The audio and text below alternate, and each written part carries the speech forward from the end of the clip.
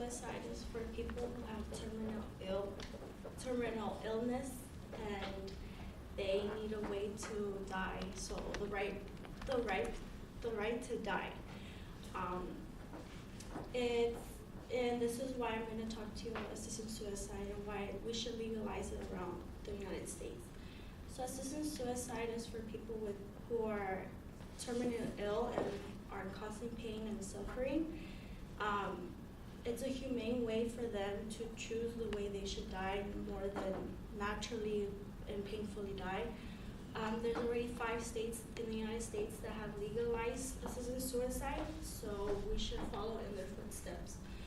The 3 things I'll be talking about today is suffering, how assisted suicide helps people who are suffering, what states have legalized it, and the outcome of it. So the first point I'm talking about is suffering. So according to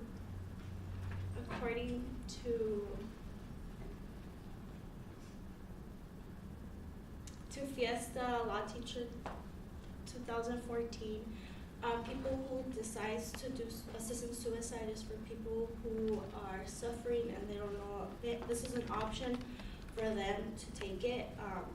It also lessens the suffering for the loved ones. They don't have to go through the pain of them suffering in the hospital. What is assisted suicide? Assisted suicide is when a doctor gives you prescribes to you what a sleep-induced pill, and they give it to you and you decide what to do with it. According to Joffer 2010, The Guardian, people who get these pills decide what to do with them. Doctors are not responsible for how you take it, they just administrate it to you. So what states are legalized? Which states have legalized assisted suicide?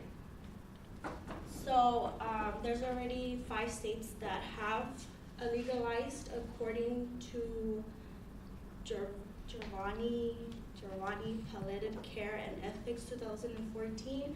5 states have already legalized it.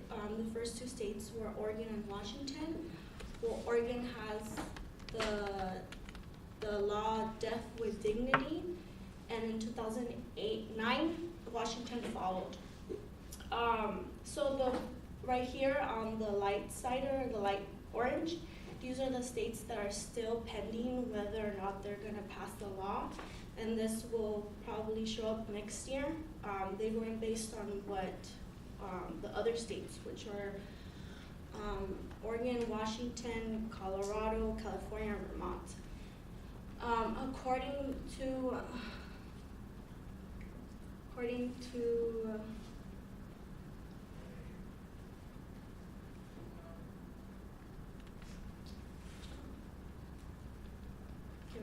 but according to this person, they all have the same requirements. So for example, Washington, you have to be 18 years old to be prescribed this medicine.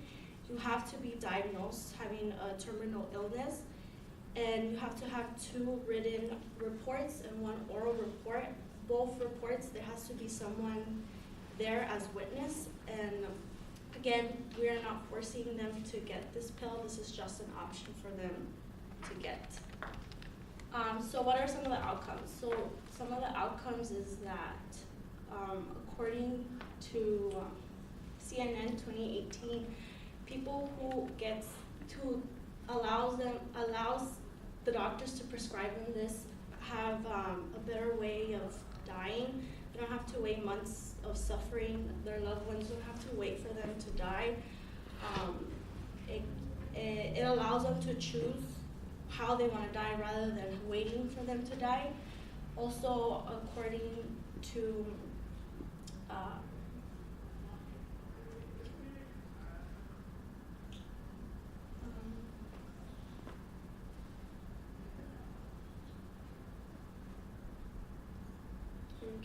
according to the author, Healthcare expenses are also very expensive.